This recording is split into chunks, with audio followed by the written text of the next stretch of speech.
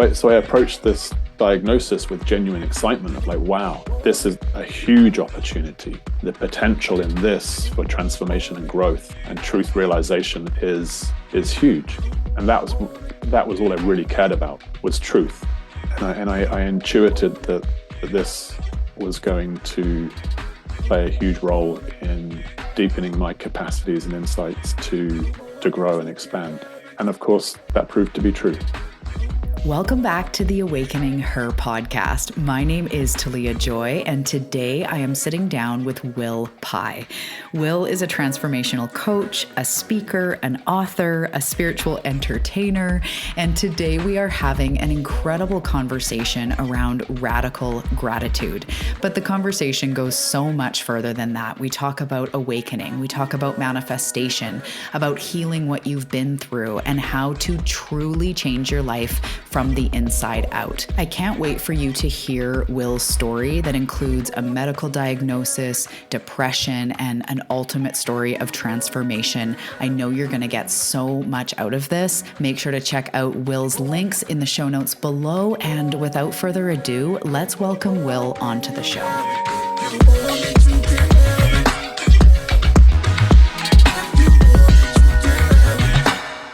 Hello, Will. Welcome to the show. I am so excited for this conversation.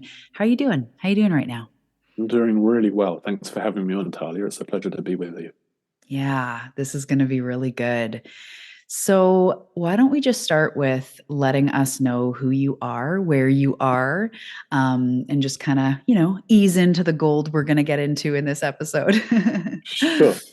Well, I'm an Englishman in England at the moment for the first time in a while. I've lived in Australia for the last 20 years and been traveling around the US and Canada a fair bit, teaching non-duality, I guess you could say. That's what some people refer to me as.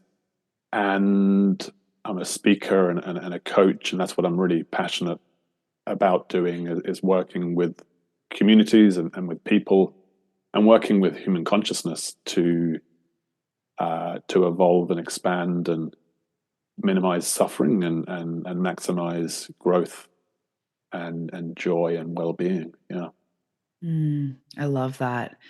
I feel like that is very similar to how I would, say what I do is like just to help all of us and to help people expand, because that is kind of what we need the most. I don't know about you, but I'm not necessarily called to a life of like activism and going and fighting all this stuff. I feel like my work is to like help the people, my own work first, but then helping other people to, raise their consciousness, because I see it as being the way out of the things that we don't currently like. But yeah, that's amazing. Good job. So today we're going to talk about something that you call radical gratitude. And I would Yeah. love to let's dive in. Let's talk all about it. Regular gratitude. What's the difference between that and radical gratitude? What led you here? I'd love to just hear it all. Yeah. Gratitude, as we've touched on a little bit when we were chatting earlier, is the kind of day-to-day or the regular gratitude, as you say, which is not to downplay its power at all, because I think it's an extraordinarily powerful mental practice, though of course we want to be feeling it as well, allowing the thoughts to shift what we're feeling. And for me, it was a huge part of my transformation in my 20s from a miserable, pretty dysfunctional young man that was angry with the world and not at all happy about being here, to be honest. Mm-hmm. It seemed to me that every human was pretty much insane, and that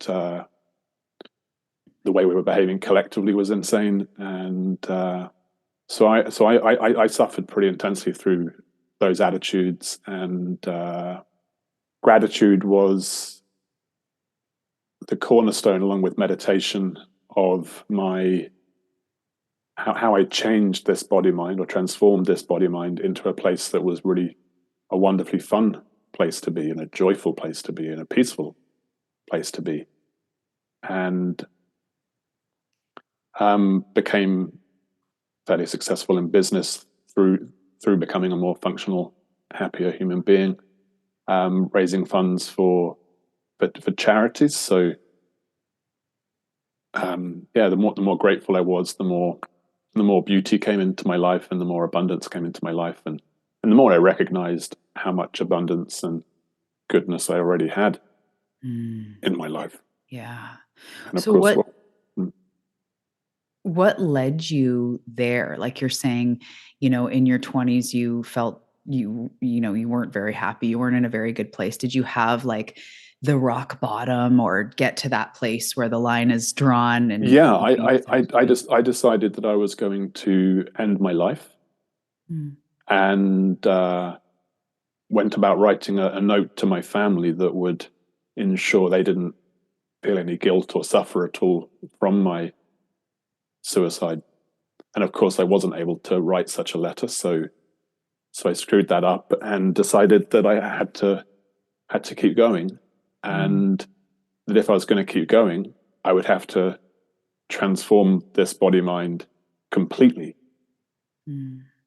And so I started to experiment and look into how to do that, and um, asked for help for the first time in my life as a very independent man. That was a big thing, and all of a sudden, the universe was throwing me powerful help and love and support and assistance and guides. And I took up martial arts, and I took up meditation and yoga and qigong, and discovered that I was that this energy within me could be really focused into these very intense practices, both zazen meditation and qigong, and whatever I do, I tend to sort of go all in, including with suffering. I can see that now. Like, I can see how this life was set up to allow a full immersion Mm. in It's in funny the that human you're experience. It's funny that you're saying you go all in, and we're talking about radical gratitude. You don't just do gratitude, you do radical. Yeah, Um, right. yeah, I can relate to that. Even destructive me, I go hard. It's like, F it, fingers, middle fingers up. Like, I am just going to drive this into the ground. But when I take that powerful energy and focus it in a place that is beneficial and helpful and healing, I'm also that, like, knee deep in my business. Like, I'm not giving up my healing, my physical body, my mind. Like, I will stop at nothing. But it's all where we point that focus, right? Yeah, Which is why some days we have to go, not today, Satan, not today, devil, not going down that, because I will go hard down that road. So, yeah, right. which is great when we're in the light, but I can relate to that myself. It's just passionate human. you Yeah. you give 111%, right? Hmm. Yeah. So what did that look like in the beginning? You said they were sending you powerful people. Was it mentorship or books that started to crack you open, or what was that? Lot of books. Yeah, I remember this would have been the first Neil Donald Walsh books. Mm, nice. Um, and so they began to allow me to see a different form of God, or spirituality, or yeah. So growing up, I'd been very strongly rejecting all authority, and certainly the atheism, as much as the sort of not very convincing teachings of Christianity, or not very congruous teachings of. Like, it was very clear to me that this wasn't what Christ was actually teaching or wanting us to know or practice. What I was Mhm. hearing from the churches, um, and so that was really interesting to see this word God used quite differently, and conceived of quite differently. And from then on, I was uh, yeah, I was initially drinking too much and smoking too much pot, and then I was buying too many books. I had to be really careful going into a spiritual bookstore or onto Amazon. I think was just starting around back then, or some equivalent. And I just dove hard into every bit of every wisdom tradition, every psychological practice, every transformative seminar, and sort of ended up in Zen practice pretty intensely. Mm. Was very much my flavor. Talking about that sort of energy, that Rinzai Zen is this very masculine. Like, okay, I'm gonna sit, and I'm not gonna turn away from that breath or that eyesight on the carpet for however long it takes, until full enlightenment has pierced through this mind. And found a beautiful teacher, Jumpo Dennis Kelly Roshi, to help me along that journey, and incredible qigong teachers and yoga teachers, and again, who really just had dedicated their lives to those crafts and practices. And then as I started to travel the world a fair bit, plant spirit medicines played a big part as well. I had written down on a piece of paper at about 12 that I wanted to do ayahuasca. And that was one of many ways that Mother Earth facilitated a transformation and healing in my experience. So a lot of that was sort of success, in the sense that I'd healed my addictions. I had cured. I don't like to use the word cured when it comes to depression, because I don't believe it's a medical condition, and there's no evidence that I'm aware of to suggest that there is. So it's not. And for me, it was very clear that this wasn't anything that needed to involve or benefit from involving doctors, right? Because they can barely cure a cold, let alone something as complex or as nuanced as my subjective experience of misery, So gratitude, completely, a daily practice, along with an I am practice of.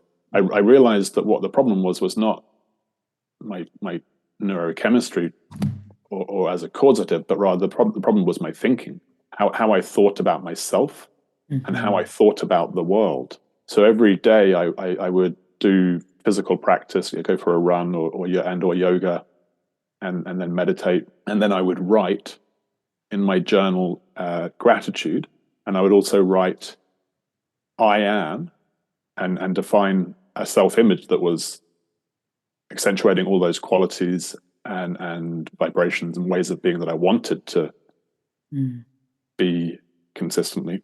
And I also wrote, I am living in a world of, or this world is. And so I just completely redefined my lens. So I am safe here. I'm living in a guided universe. I'm living. So this was a really, really.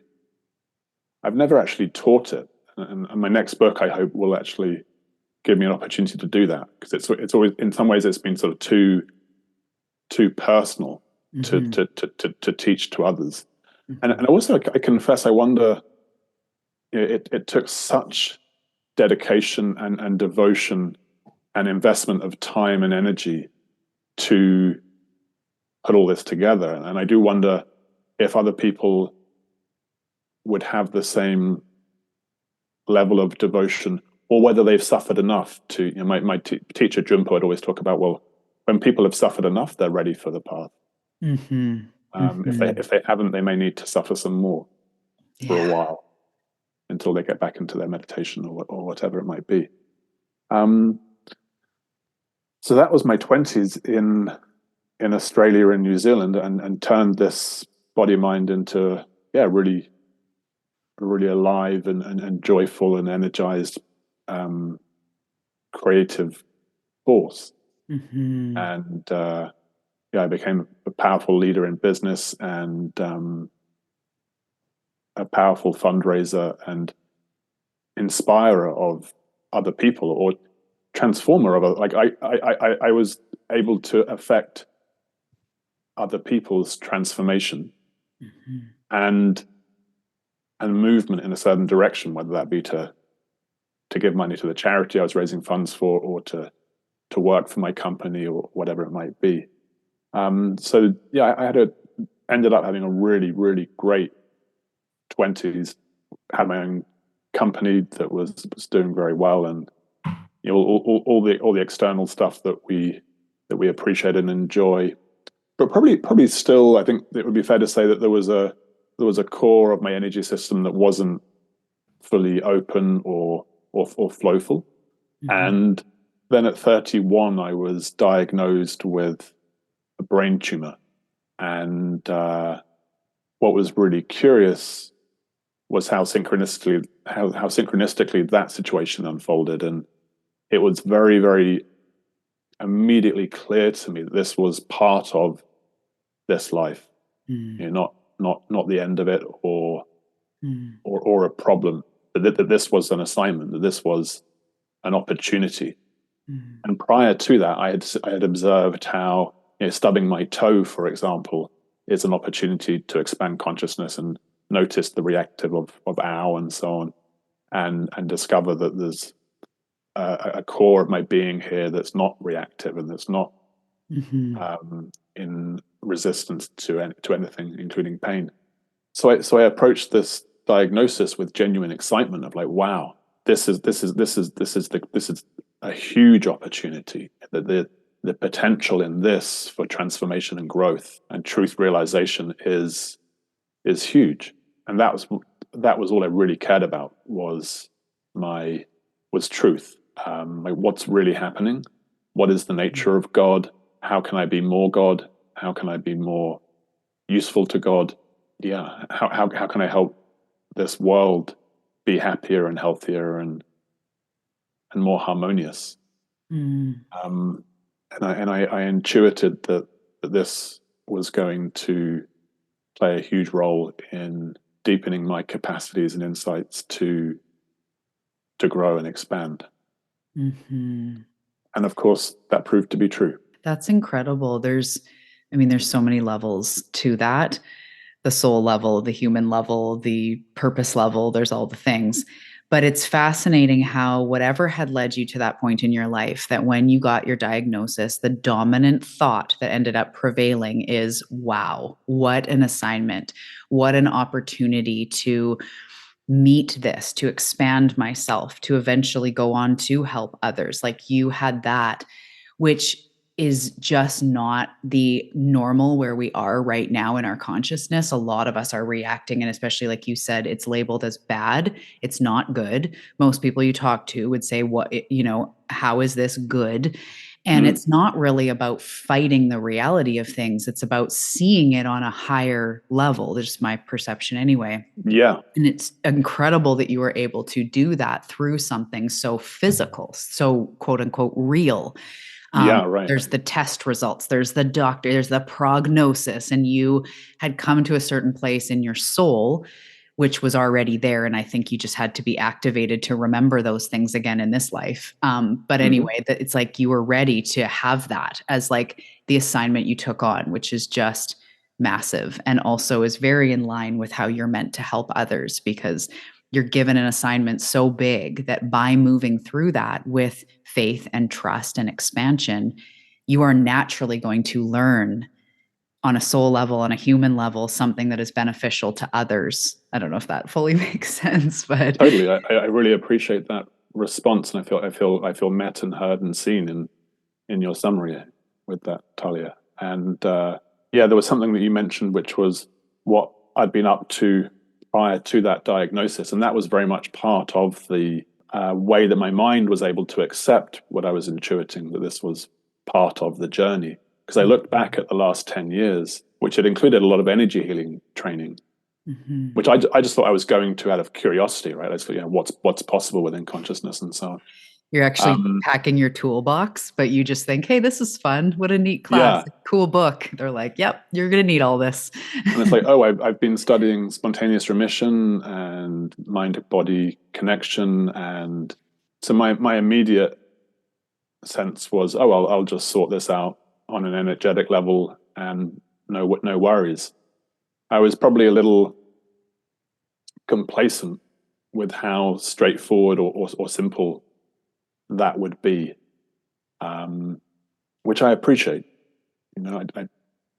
because that depth of belief that, oh yeah, no worries, this will be straightforward, was probably a helpful belief to have. And I found a lot of the first neurosurgeon I worked with he was quite casual about the whole thing, which was very much a reflection of how I was coming to it. And I did some work with Iboga, and in that ceremony, this beautiful ceremony with a beautiful crew in London, I just shook my head, and the tumor sort of flew out of my head and onto the floor, and it was so real that I was like, "Ooh, dear! I hope I didn't chuck that onto someone, onto someone's food or onto their lap or whatever." I think I was the most relaxed and fearless about a potentially terminal health diagnosis as it would be possible to be.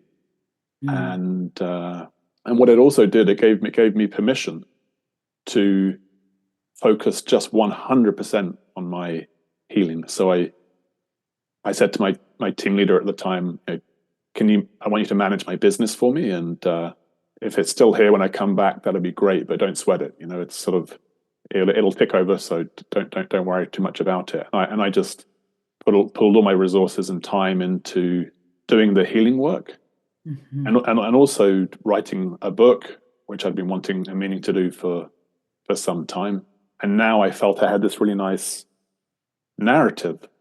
So I wrote this book called Blessed with a Brain Tumor. Just a little bit cheeky, a little bit provocative to the mind, I think it would be fair to say. And then in the course of promoting that book, just going to bookstores and going to conferences and so on, a business naturally emerged as a speaker and coach and so on. And I realized just how much I love speaking with people about truth and about the nature of this reality and why we might be here and what's really happening. Seems like there's this world out there that's randomly unfolding through cause and effect chains that have been set in motion since 14 billion years ago, apparently. But what's actually really happening? Are we separate from the world around us? And if we change our inner state, does the outer state, whether our physical body or the world around us, does that change too? And I think that's, as you were alluding to earlier, would be a wonderful thing for more and more humans not to be fighting the old or in a sort of activism, but a rather more conscious activism of creation, to realize that when enough of us are perceiving the world in peace and in joy and in enoughness, then many of the world's apparent problems will resolve through that consciousness. Yeah. It's like we can look forward or we can look back, right? And a lot of people are fighting what they don't like, which in my perception in this conversation is looking back. I don't like this, or it's the same as like, I don't want to be in pain anymore. It's like, okay, we're just focusing more on what has been and what we don't want. Or there's the moving forward of, I wish to feel peace. Can I embody peace right now? Spirit, help me feel peace right now. Before the money, before I solve all the world's problems. And it's two different ways, right? And you hear people going, I don't want to be in debt. I don't want to be in debt. I'm like, cool. We're still focusing on the debt. I want to be financially free. Okay, there you go. Now we're starting to talk in possibilities. So whether it's these bigger issues or it's those simple things we want to quote unquote manifest, are you looking back and fighting what you don't like? Or are you moving into what you do actually want to experience? Yeah, right. And for me, some of my energy healer friends weren't happy with my book title, but for me, it was very clear that how this felt in my body was good. And but for me, it was the state of complete health and well-being. And most people who have been diagnosed with what I was diagnosed with hang around in the body for a couple of years. And it was 20 years ago now. So is that right? No, 12 years ago now. So I'm wow. So far so good. But I've recently got married, and that's given me a far deeper sense of wanting to live for Mm. Not just wanting to live, but wanting to live for like 20, 30, 40, 50 years, you know. Hmm. Let's go forever. Yeah. Yeah. Something to keep you here, as well as just the spiritual and the meaning and the helping people, but something personal to keep you here. Yeah, absolutely. Yeah, that my friend Kristen, she says that she sees my wife Muse as kind of anchoring me on the earth, Hmm. and I thought that was quite perceptive of her, because there is something that's opened up in my vision that really wasn't there. I've for a long time, you know, I think, as I alluded to earlier, this planet's pretty intense, Hmm. and there's a lot of dense energy and a lot of ignorance and a lot of harm Hmm. that we create for each other and to Mother Earth herself Hmm. with how we unconsciously live upon her, Hmm. and that's not always enjoyable. I think the radical gratitude is to alchemize those energies and those ways of being through our own loving awareness. And I think that a lot of us are here to bring that depth of presence and loving light and loving awareness into the denser pockets of Mother Earth. And if we see ourselves as the universe, or a fractal of the exploding universe or the expanding universe, then of course we will feel that, and Hmm. we might manifest something in our physical bodies. Excuse me. It was when I was first diagnosed, I was like, oh, this is kind of interesting how as above, so below, or the microcosm of the macrocosm, a human having a cancer, particularly a brain tumor, is kind of, one could say, like an extrapolated version of what's happening for the planet at the moment. You know, everything's, we've got all that we need, and yet we're we have these fundamental challenges to the ecosystems and life support systems that are weakening Mother Earth's capacity to love us, essentially, to nourish Hmm. us and support us. Yeah. Um, and so we really need to heal that for Mother Earth and for our fellow humans, and for future generations, and for all the other wonderful divine beings that are upon this Hmm. beautiful marble flying through eternity. Hmm. Yeah. It's also interesting the fact that it was brain. And when I'm talking to clients and just in general, I always try to say, like, I'm incredibly sensitive to the journey. And I think it's when we start going, oh, it's just a this, it's just caused by energy, it de-emphasizes the suffering, which I don't want to focus on the suffering, but the other side, like, it's not just to anyone listening with health concerns. I want to be very sensitive to that. Mm. There's so much we can do, but it also is such a dense journey. So just kind of wanted to say that, but Yeah, it's thank you. And if I can just riff off that, I was very sensitive when I wrote Blessed With.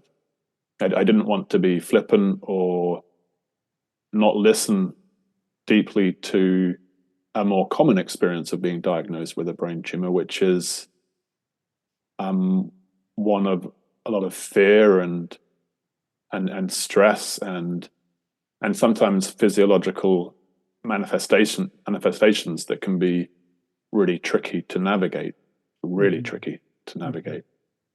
And so, yeah, my it feels good to really be explicit that there's a compassion and an empathy for anyone who's going through really challenging health circumstances, especially.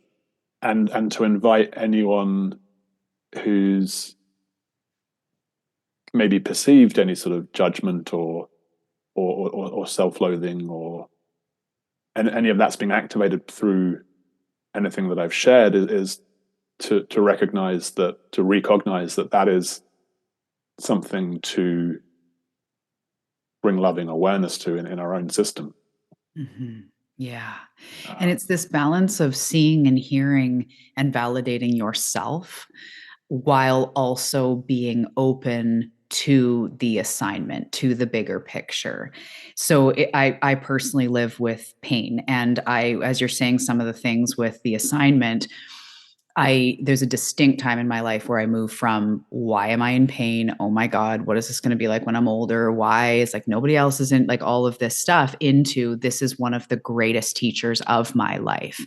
And I was actually going to ask you something in there. I've got a note I want to circle back, but it's this double edge. The days I'm really in pain, I'm like, Talia, I love you so much. You've got this. Rest. What do I need, body?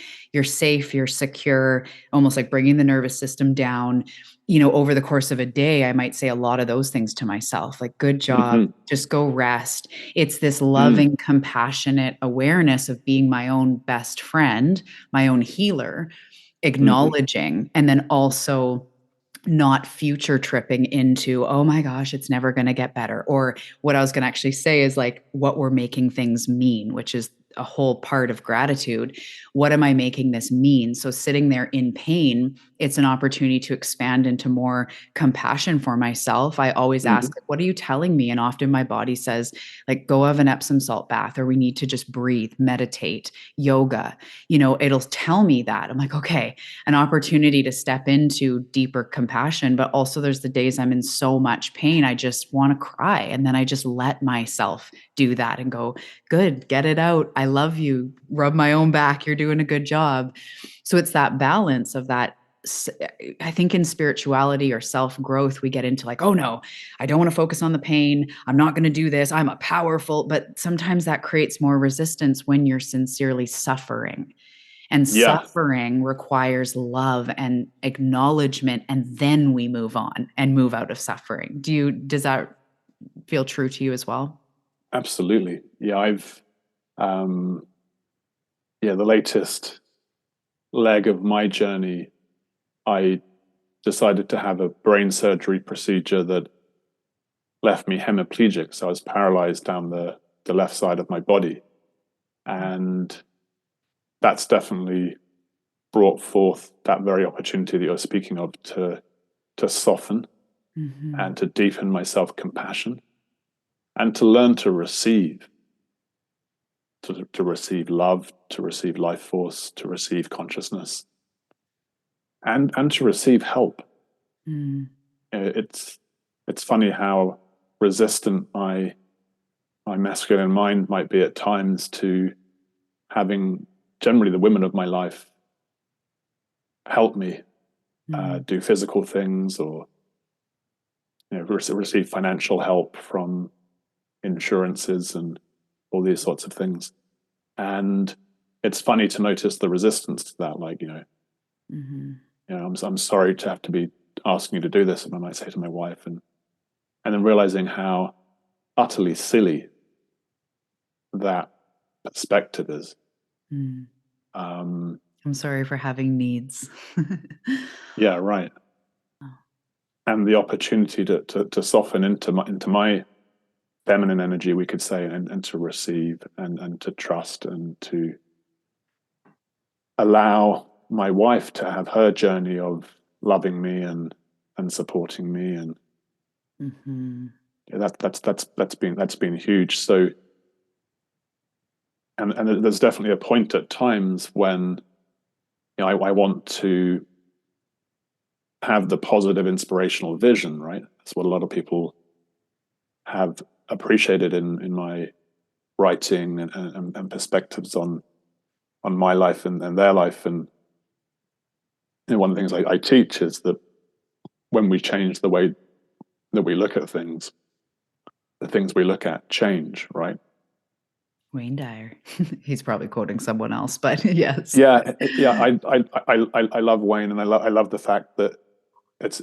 I think that quote originates in the Tao Te Ching, and then Hmm. Max Planck, the founding father of quantum mechanics, said it a lot, and then Wayne repeated it so much that it became a Wayne Dyer quote. Yeah.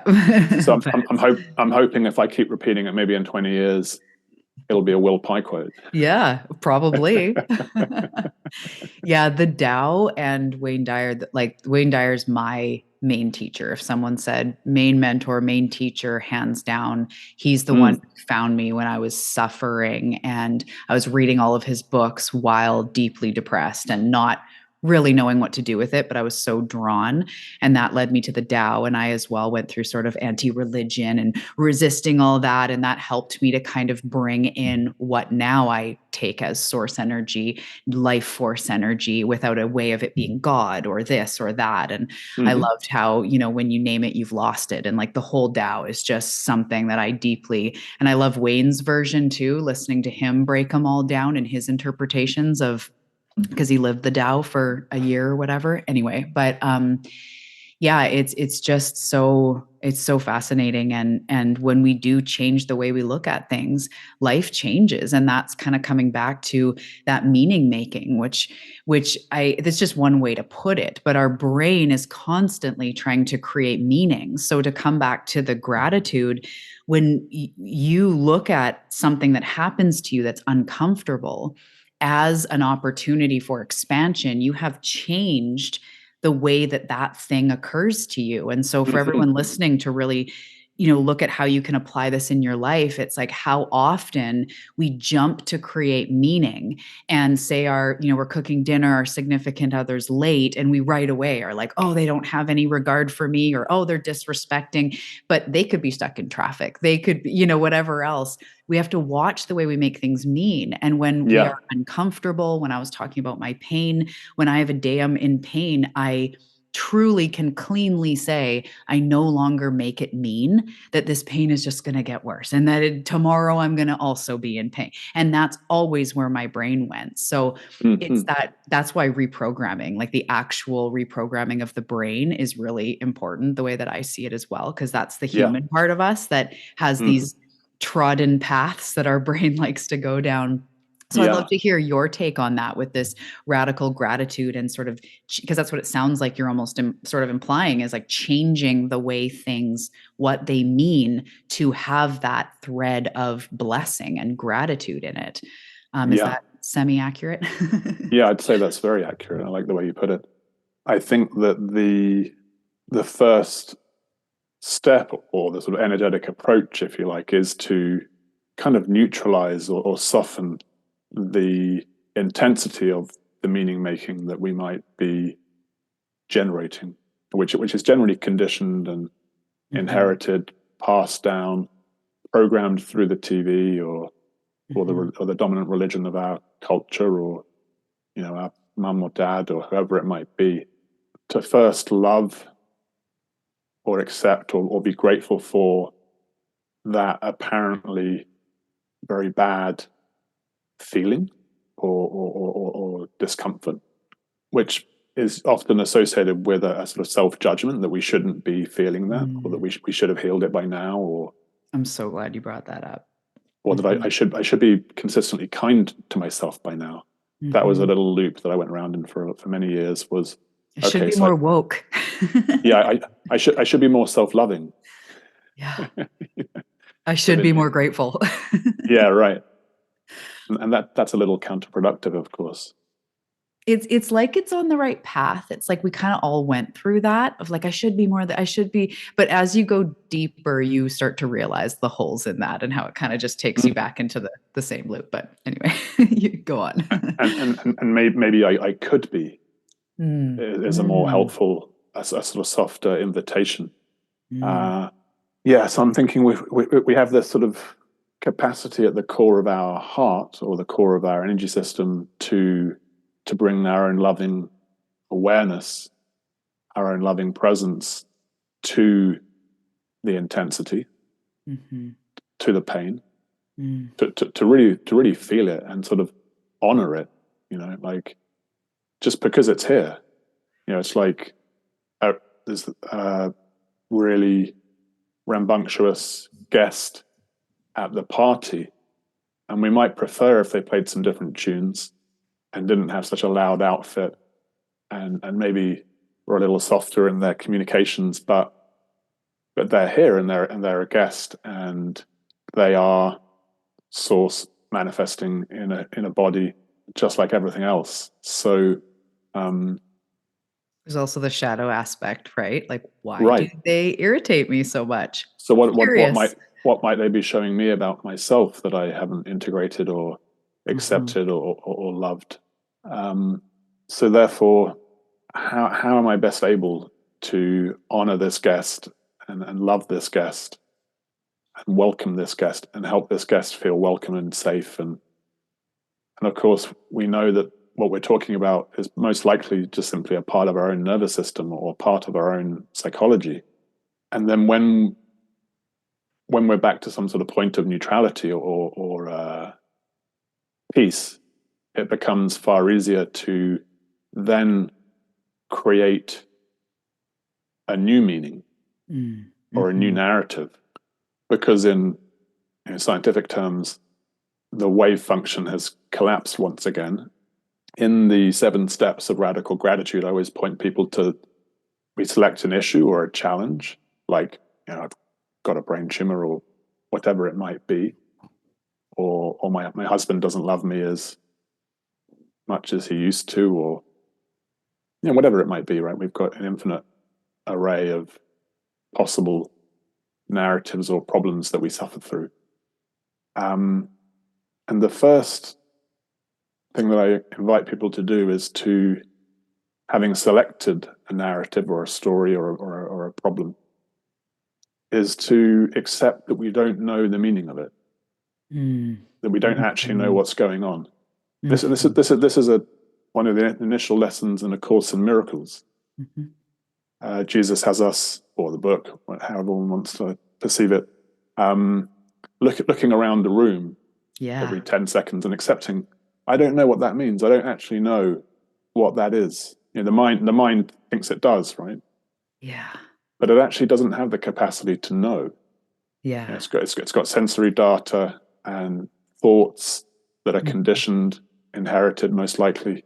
And so I like this idea of saying, okay, so I don't actually know if this is good or bad for me. I don't know if this is what I think it is. It seems like she's rejecting me.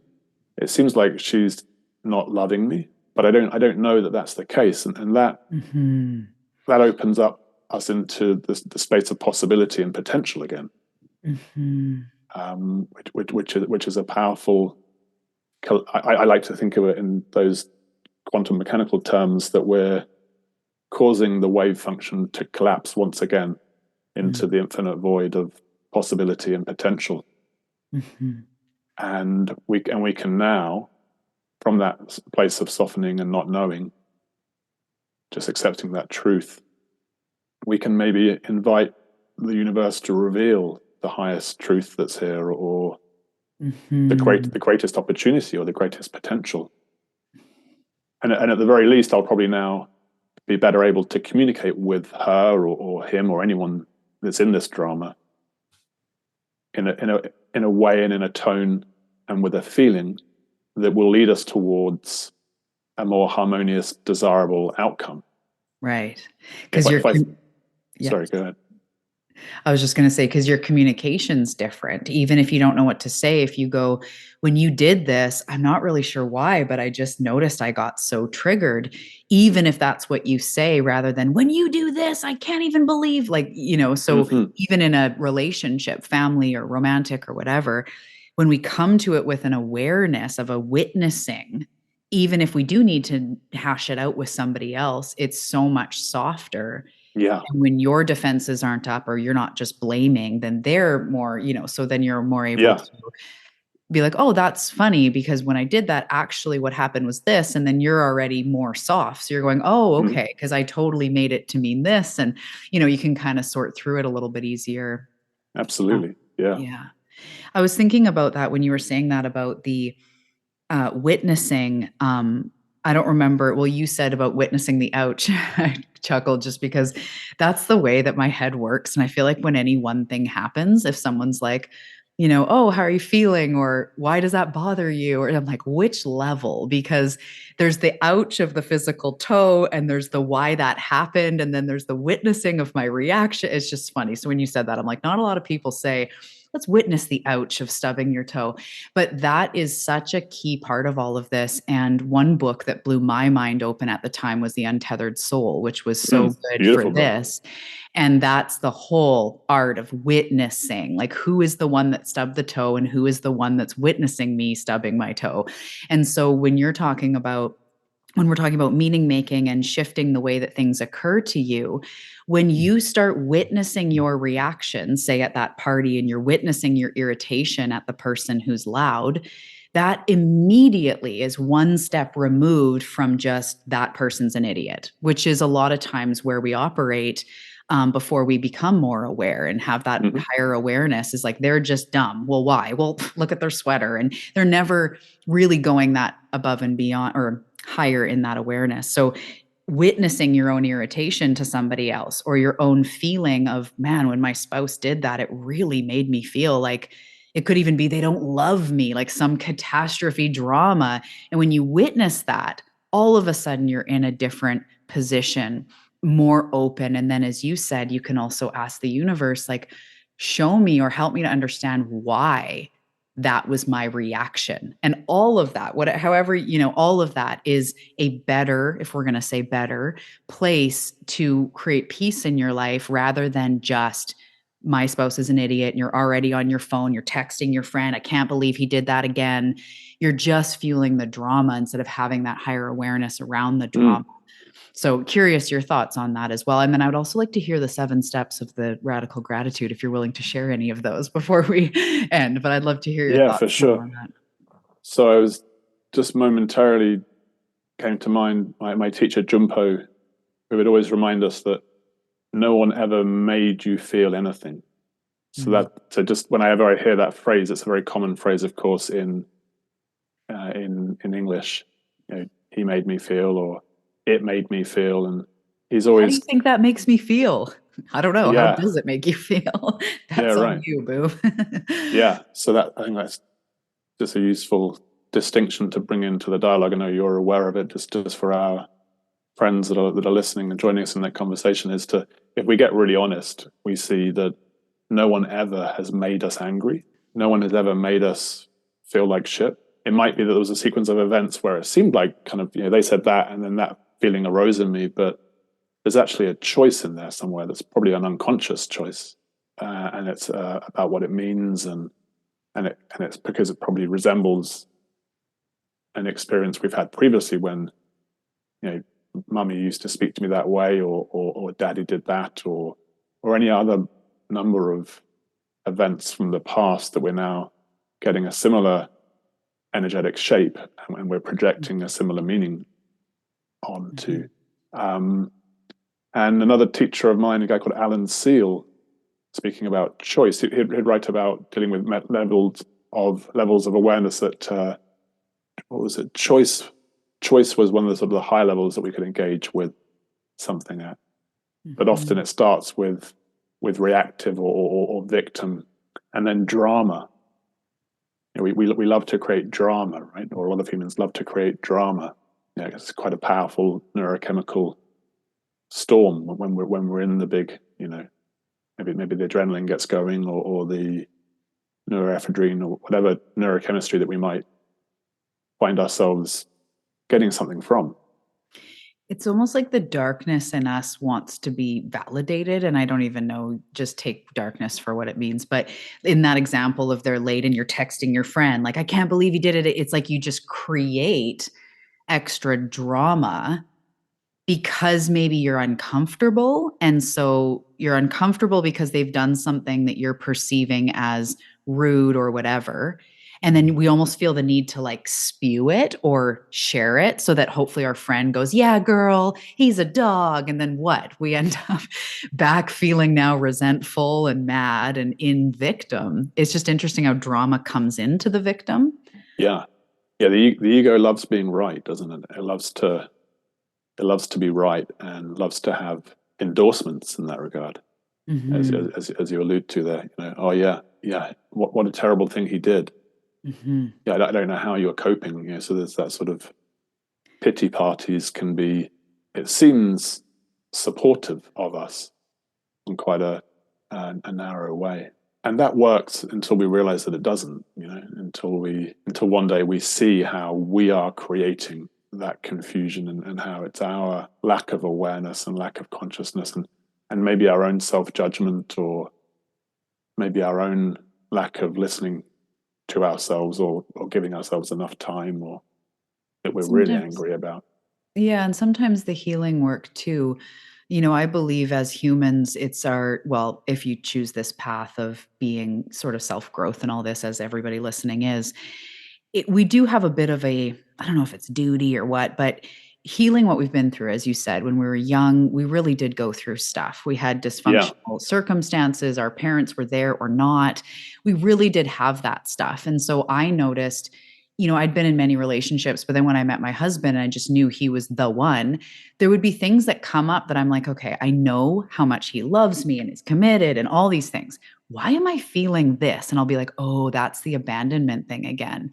mm, And it'll kind of be like something that is completely not in this reality abandonment. My brain takes it because of those that defense. So I was just thinking, as we were talking about it, sometimes that's the quote unquote unhealed or unintegrated parts of us because we don't know that. And once I was aware of abandonment, and then I could see, holy shit, it comes up everywhere. Even clients, if they're like, okay, we're done working together for a bit in the beginning of my business, it's like, oh, I must not be good enough. And, I just noticed all mm-hmm. these little areas that what was I Yep, making that mean? That was touching up against a wound that I was just trying to keep covering up with band-aids and what shirts and stuff, but it was still under there oozing. This metaphor yeah, is going downhill quickly. But once we start healing it, we can be aware of it and go, wow, I'm really feeling abandonment here.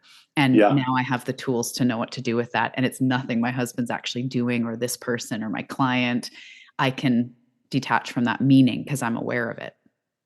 And it's not my fault either. Like Yeah. I shouldn't be feeling more secure in this relational Right. dynamic than I am. And my wife was communicating something, I think, that's of a similar shape to what you're touching on there. That she was, we've been married for not that long, but long enough that she feels that she shouldn't perhaps feel any more insecurity, Hmm. or jealousy, because she does observe and know how much I love her and how devoted I am to her. And but I think it's precisely when we find ourselves in those genuinely safe relational dynamics that we even feel safe to have these deep core nervous system patternings or wounds um, present. Because and my job then is very simple: is to just keep on loving her, and hold her perhaps, and not perceive that her withdrawing, as might happen sometimes, is a judgment of me. Because of Right. course, our relational patternings are not coincidentally finding themselves path of committed sacred union.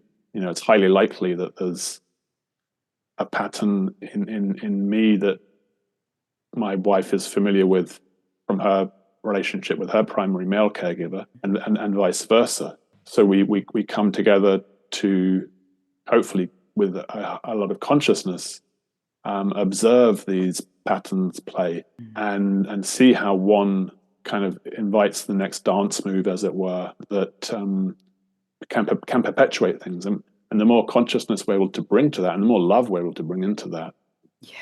the more we're able to unattach ourselves from those previously unconscious ways of thinking, and ways of dancing. I like to look at it with Yeah. with our lover. And so, funnily enough, through feeling the insecurity, or the abandonment, we can encounter a deeper security, or feel a deeper peace, Hmm. and sense of trust in the relationship that we find ourselves in. So it's Hmm. Yeah, there's always more layers to the to those sorts of primary human to human patterns, I think. Yeah. And with that higher awareness, you also, it doesn't become your full time job to reassure, which I think is like when both people are more unaware, someone's patterns, they're like assuming you're in a genuine, safe, committed relationship or whatever it is for you that makes you feel safe. One person reacts, and without the awareness they're kind of projecting, and then you might feel being loyal and committed to always have to reassure and oh no, which then becomes your own full-time job of but then when it doesn't work and they still feel insecure, and then you're going, well, is there something I'm not, it just kind of, talk about assignments. I feel like Yeah. relationships, there's no mistake why we come together, and you can Hmm. have such a loving, safe relationship and it's still going to be the motherfucking assignment of your life, Yeah. with being honest, with being, communication, or like you said, trusting. Like when we Hmm. move through abandonment stuff and I truly realize I can fully trust my husband, I'm even closer to him. So there's like these ways that these assignments are such gifts, but our stuff is going to bump up against each other, and not necessarily in the sexy way. It's going to, Yeah. Right. our wounds are going to come out in that stuff, even when we are in a loving, supportive place. Yeah. It doesn't mean you Absolutely. shouldn't react. Yeah. For sure. And my wife's opportunity might be in those moments to be vulnerable enough to express her insecurity and maybe her self-judgment around that or whatever it might be. Mm-hmm. And then my opportunity is to continue to be in loving presence Mm-hmm. with her, and as I would strive to be all the time, and allow her to have the experience of that part of her being held Mm-hmm. and loved and accepted. And yeah, it's a really really exquisite dance that when we bring consciousness and awareness into that dance, can become enjoyable. That when it's all just unconscious reactivity Mm-hmm. with no insight into what's actually happening, Mm-hmm. no reflection upon how our and for some, of course, this could be the echo of really horrible, abusive relational patterns that developed with adults when they were children. So you were touching upon it earlier to say that shit really did happen, Mm-hmm. and for the nervous system Mm-hmm. to be imagining that that's happening now, and to be feeling the sort of residual trauma of that, is definitely not wrong. And indeed, if we're in a relationship where that sort of depth of pain is arising, we might take that as a great compliment upon the depth of love and the open heartedness that's present in that Mm-hmm. relational dynamic, because that can be met here too. That can be held. Mm-hmm.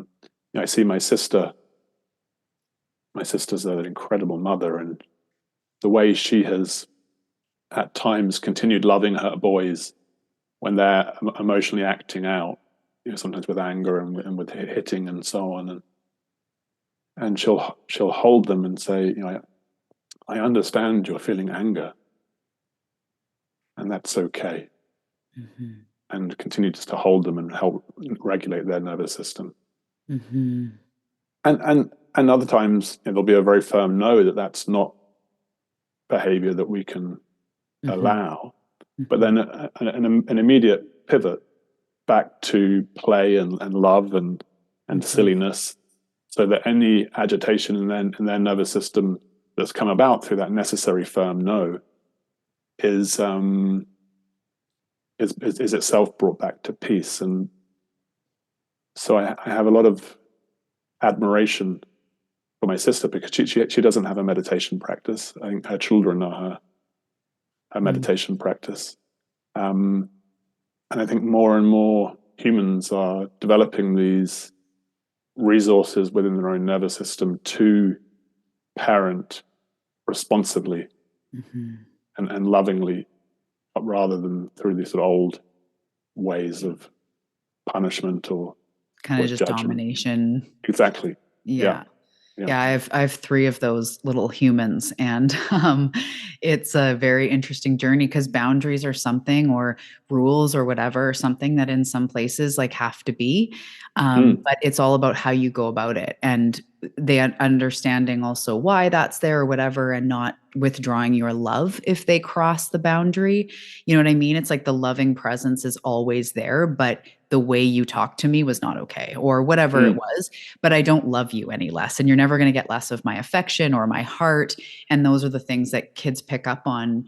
Just one example of like, I did this and my parent turned away and I lost love because of the way I acted out, or I was too much, or I was, and so Yeah. really trying to show the love doesn't go anywhere. But sometimes, like, this is your bedtime, or you have to eat your veggies. I'm sorry, and that's yeah, that's a difficult balance for parents, I find. Yeah, I Sometimes it's imagine. I tough. think parenting is the advanced meditation path. Right. I feel like entrepreneurship and parenthood, if you're lucky enough to experience either of those for the self-growth aspect, they really do make you choose what path you're going to go. Because I was very in the light and dark when I started having children. And it's like, where are you going to go with this? Because now there's something else to it. There's more repercussions. There's more eyes on you. Are you going to go dark? Are you going to go light? Like, I think I'm going to go light. But anyway, I hopefully found it, or at least I'm on the path of that. So I I'm would love to sure you are. hear. Thank you. I would love to hear before we wrap up about these steps of radical gratitude and kind of bringing that back into, I have a lot of clients that I am impressed and inspired by their gratitude practice, their ability to sincerely feel gratitude in their body, even when they're dealing with the most intense of circumstances. And I also have clients that are sort of new to it, and gratitude feels really good and they want to play more in that realm. So kind of Mhm. no matter where they're at, how can we take it that step farther and be more radical with it? And those, either the steps, if you're willing to share with us, or just what does that actually look like, to give some tangibles for people? Yeah, for sure. So I would encourage anyone to start where they're at and to develop some capacity for regular garden variety gratitude, if that makes sense. So, give the mind over to the page, or speaking it out, or whatever it might be, or sharing with our partner or our friend at the end of and beginning of the day, what I am feeling grateful for, with the intention of allowing the feeling of gratitude to arise. So I'm using thoughts. I'm feeling grateful for the sunshine upon the autumnal leaves earlier on today, and I'm feeling grateful for my wife's love, or whatever it might be. I'm feeling grateful for chocolate brownies. We can allow the mind to skip from good feeling to good feeling. I just want to say, I love that you said feeling grateful. What am I feeling grateful for? That immediately brought me to, oh, yes.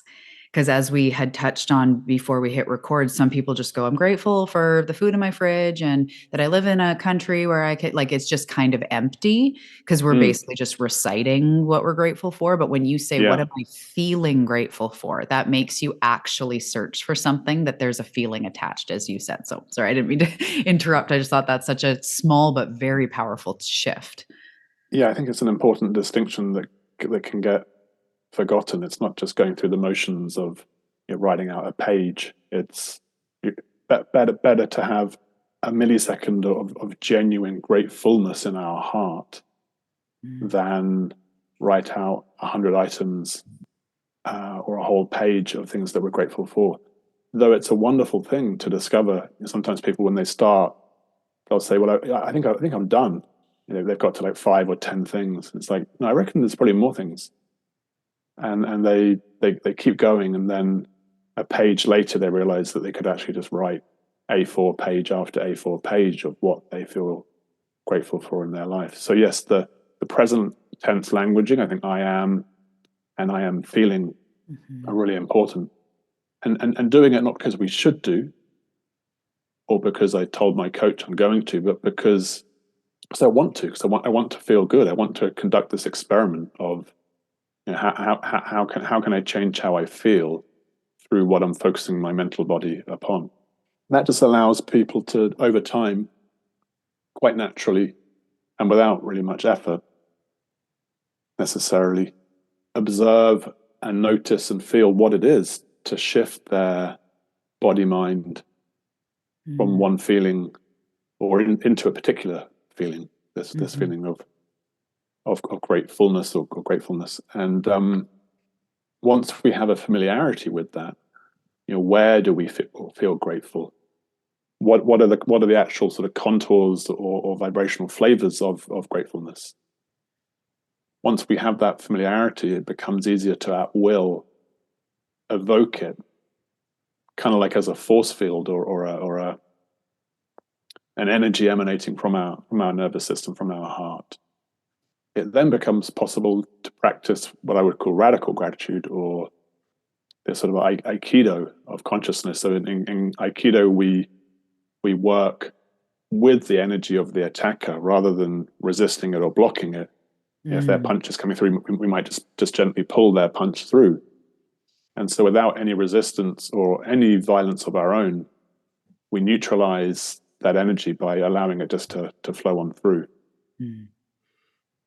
And this is how I see radical gratitude. So if I'm working with someone on a workshop or a retreat or just in one-on-one work, first of all, we begin by, I think this is the 7 steps. I haven't gone through this for a long time, so I'm hoping I'm not going to embarrass myself and forget my own steps, but I'm pretty confident that they'll be right there.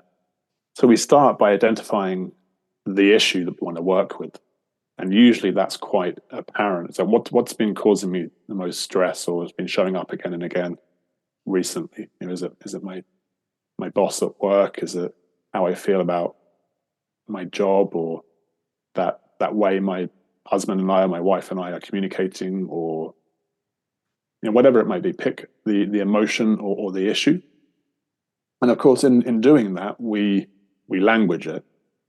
We say, well, the way my husband has been talking to me recently, or how I've been feeling when I have a headache, or whatever it might be. What sort of meaning I start to attach to that.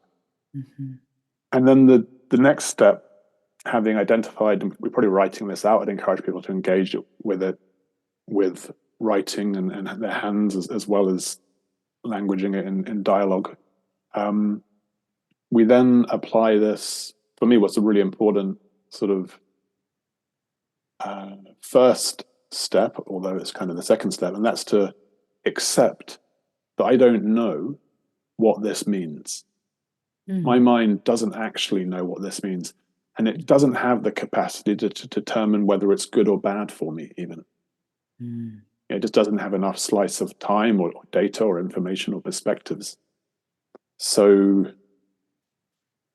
I'm going to shift myself into a state of neutrality as best as I can about this thing that I've said it's this. And I'm now going to say, well, actually, that's a perception. And it may have some truth in it, and it may be missing the point. And then I'm going to start to sort of try and inch in or take gentle steps into feeling grateful for it. And some of the questions that I might ask to help that process are, what's the gift in this? Or what's the opportunity in this?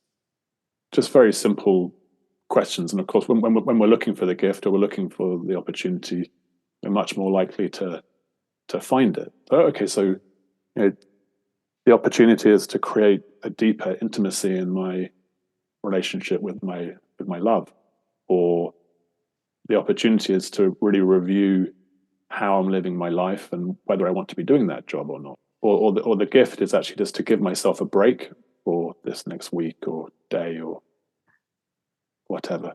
And then I have another question that's kind of a bigger question of the same sort. It's like, if I had somehow, on some level, created this in order to learn a pearl, like a real higher level learning or gift. So if I somehow created this specifically for the purpose of growth, what is that golden lesson or that higher level learning that I'm seeking? Because that, for me, that really sort of focuses us on the most powerful insight, which is the core reason or the sole reason, we might say, as to why we created it or agreed to encounter it in this life or whatever it might be. I love that. It's like as soon as something, it's just everything we've been talking about, like shifting the perception on what happens immediately into something that at least you're curious about, because a lot of people also hear, I know I caused this, or why would I cause this, especially with those bigger things we're talking about, health or abuse. And it's not in the human way. If you caused this, now you have to live with it. Like that's not the intention. But is there a way on a soul level, or maybe that's just what resonates with me is like on a soul level, is there a reason why I may be experiencing this to learn something here? And, with my body, as I shared, every time now I feel discomfort and I inquire, which is every time now, I directly hear guidance. I also, that's, clairaudience is how I receive things, but I was never asking. I was just going, this sucks. Why am I in pain? Those aren't very good. It's not a very good question to ask. But when I say now, what is this teaching me? I always hear like, it's teaching you how to truly look after yourself. It's teaching you unconditional love in your body. It's teaching you how to experience dense sensation and not attach to it. It's teaching, it'll keep going on. I'm like, oh shit. Okay. Wow. Well, let's get started. Yeah, exactly. Well, thank you then. Wow. Which is, that's just so powerful. And I definitely have found, I don't say it lightly, but life-changing results from exactly what you're talking about is shifting. I love those stages too. I don't know if we got to the end of that. I interrupted you because I just felt so passionate about that, but I love that. Well, the last one, so far as there is a sort of formula, is really just to, having observed how we've gone through a little bit of a journey there, which, or not, it might be that we encounter resistance along that way and don't want to see that there's gift here or opportunity here, or doesn't feel possible in that moment to find an affirmative response to that. And that's cool too. But more often than not, people experience a transformation. They experience a believing or a perceiving of something as being quite different than how they had been perceiving it. And when we change the way we look at things, the things we look at change. That's a truism in my experience that I invite people to find as true or not in their own experience. Yeah. I went through sorry, I was going to say, usually it's quite exciting or empowering to notice, oh wow, I just turned some shit into gold. I just did some inner alchemy. I was just going to say, that's alchemy. That's cool. Yeah. I had this moment in time where, this was so long ago now, but I think it was even before the untethered soul, but that like, what could this be teaching me? Something in there. And I remember I was sitting in traffic and I'm going, I had somewhere to go, work or appointment or something. And I was like, fine, what is this teaching me? And I heard just in this beautiful voice, this is the perfect opportunity to practice patience. And I was like, damn it. And patience started coming out. I'd be in the line at the bank. I'm like, and then I hear, this is the perfect opportunity to pray. Somebody's late. This is the perfect. I was like, damn it, this opportunity is everywhere. But I started really doing that. And even now, like 20 years later, I hear in my mind, this is the perfect opportunity to practice patience. And I don't just mean that like clenching my fists, frustrated about it, trying to be Zen. It's truly an opportunity to practice patience. And if you have somewhere to be, you could call them, be like, I'm in traffic, I'll be there soon, take the pressure off instead of just sitting there stressing. Sometimes that thing that is available for us to learn is something that simple as this is a time to not trip out, stop tripping balls, take a deep breath, call someone, or just practice patience. And it's not, it's not always, it is really deep, but it's also sometimes those classic spiritual life skills that really, really help us. Maybe impatience is a thing. Now you can start to look at when you're held up as an opportunity to practice patience. That shifts right there what is going on. So yeah, I just remember that time where I just constantly practicing patience. Yeah. I love all of this. This is so powerful. Yeah, it reminds me of when I was in New Zealand and very much starting on the path, as we were talking earlier on in our conversation, really starting to sort my shit out, to look at how I was dysfunctioning in life and how miserable I was making myself, and to start to do the work, and seeing how reactive I was as a driver. I'd be like, "Oh, you fucking idiot!" Excuse my language, or something like this, and then realizing how insane that was. Right. So someone drives in a way that my mind decides is not the way they should be driving, and now I'm in a conversation with them that they can't hear, of course. Yeah. And it doesn't change their driving, obviously. They're still just as bad, but now I'm probably being a bit of an idiot as well, because I'm probably going to speed up or slow down or do what we do as reactive drivers. And that was sort of a bit of a wake up call. It was like, wow, my mind is insane. In this little metal box, it is fighting the world based upon a perception of something that's happened that couldn't have happened other than it did. Mm-hmm. And you make it mean something about you. Yeah. The way that they're driving. Absolutely. Well, and about them. that's what quickly became true, was that voice, the really harsh, "you fucking idiot" voice, was actually an inner dialogue that I've been having with myself below the level of conscious awareness, mostly, for a long, long time. And that was one of the first sort of insights of that meditation practice, was like, wow, I'm in a really harsh, judgmental relationship with myself. And I would never communicate with anyone else like that. So let's change that. So that was the beginning of practicing self-love and forgiveness and softness and gentleness with my humanness. Yeah. Especially driving. It's like such a great example where what they're doing literally has nothing to do with you. And I had a realization after I had my first kid and we drove home from the hospital, and my partner at the time was driving so slow because like we had a newborn. We were like, thought if all days we can't get in a car accident. And then I had this awareness of, oh, all those times I've been like, come on, driver. They might be recovering from a surgery. They might be old and can't see. They might be, who knows why, or that's just the speed they feel comfortable. But it was that moment of like, I could be literally swearing in my car at someone that has a newborn baby in their vehicle, and I am choosing to judge them and pretend that they should be driving 20 kilometers or miles or wherever everybody is faster. Yeah. But they could have a newborn. They could have whatever else. It doesn't really matter what it is. It's the fact that I'm spewing that. But also what you said about, you just said how reactive you were noticing. It made me think of A Course in Miracles and how they say that the ego is filled with tiny mad ideas. And I love that, the tiny mad ideas, or in the Tao, they'll say like the world of the 10,000 things. And sometimes it's like our mind is just so cluttered with all of these things, these tiny mad ideas, these details, and we kind of just spew.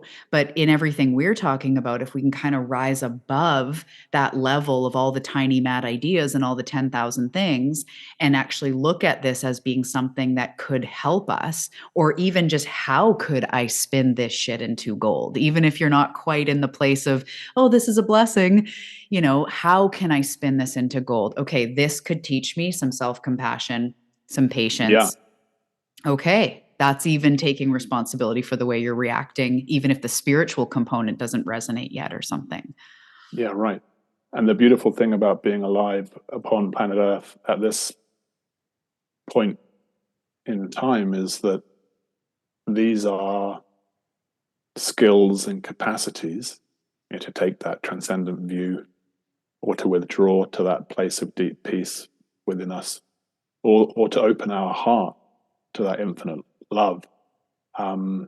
These are skills that we can practice and cultivate. The inner Tahiti. Yeah, right. Even when you're driving and people are being idiots. Yes, even then. Yeah. I can find my inner Tahiti even when you're being an idiot. I don't think you quite, anyway, it's a step. Thank you so much for this whole conversation. This has been amazing. I love going deep and I love finding these conversations where we can just go deep and expand, take people where they are and maybe bring them a little further, or have people feeling seen and heard in what we're talking about, because this experience is so layered. And I truly believe that we are not a victim to it, but it's a journey of detaching from that. And I remember my journey of contemplating, and it rocked me to my soul, but who would I be if I wasn't suffering? Like, that was such a huge question, because I was always suffering with something. I was depressed, I was angsty, I was angry, I had the wrong, stepmom, and I was in pain, and all these things, I was always suffering. And who would I be if I wasn't? And that's kind of the journey that we're on here. And I just really appreciate this conversation. This is the stuff that really helps consciousness and Likewise. the planet, and it's important. I've also really enjoyed it, Talia. So thank you for creating the space for this dialogue, and I hope that your viewers and listeners and watchers and intuitive beings sensing it on the other side of the universe maybe have enjoyed our exploration as well. Yeah, this podcast is #1 on Venus, so good to know. Yeah, it's good. It's an advanced crowd over there. I bet. So if somebody wants to find you, seek you out, I'd love to hear just a little bit about how someone could either work with you, or where we can find you, if it's social media, or how do you express yourself in business? How can we take this to the next step if someone wants to come into your world? I do have a website where people can find out a little bit more about me that's Will Pye, that's PYE.com. And on Instagram, which I'm told is where all the cool kids are these days, I am Will Pye, the gratitude guy. Love that. Yeah.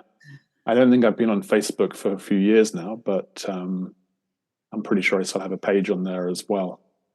But yeah, Instagram I do use. My wife teaches me how to use it. I'm still learning, but Perfect. I think I'm getting there. The yin and the yang, right? We need both parts. Absolutely, yeah. So you were saying about doing you speaking and your book. Did you say books or did you say book? If someone wanted to dive deeper into your work, where do they go for that? Their website? The website, Blessed with a Brain Tumor, is my first book and probably my favorite at this point. That's easily available in all the usual places. The Gratitude Prescription was my second book. That's it's actually just been taken out of print. It wasn't selling, but I believe I only put in like 10,000 hours of work to that. No big deal. Yeah, but that's all good. It's directing me with the next book. I won't be going with that publisher again. The next book is called The Truth: Healing Depression, Brain Cancer, and Hemiplegia with the Power of the One Mind. Wow. And I will be trusting in the universe to help me promote that, as I did the first book. And so I'm excited about that, but obviously that I'll have to write it first before people can enjoy it. And in fact, I'm going to, because my left hand doesn't quite work as it did, so writing a book in the conventional way, on a laptop, isn't possible in the way that it was. So the opportunity that I'm finding in that is to use voice to text software. I was just going to say that, yeah.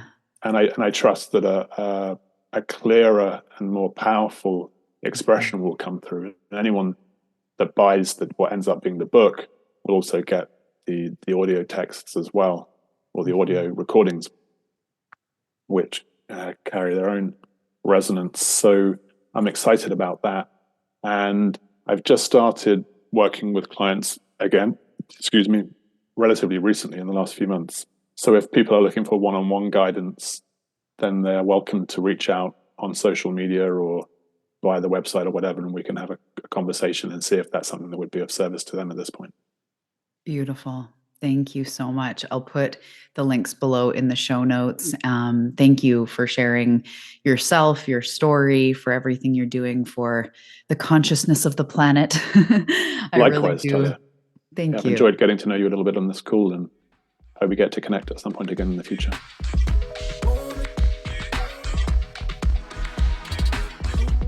Thank you so much for tuning in to this episode on the Awakening Her podcast. I hope you enjoyed this conversation between me and my guest. And if you did, we would love to hear from you. Come find us on Instagram. All the links are below in the show notes. Take a screenshot that you're listening to this episode, sharing your takeaways or your enthusiasm for the show. Tag us both over on Instagram. And if you do that, I will send you a free gift. I really do hope you enjoyed this conversation, and I will see you in the next episode.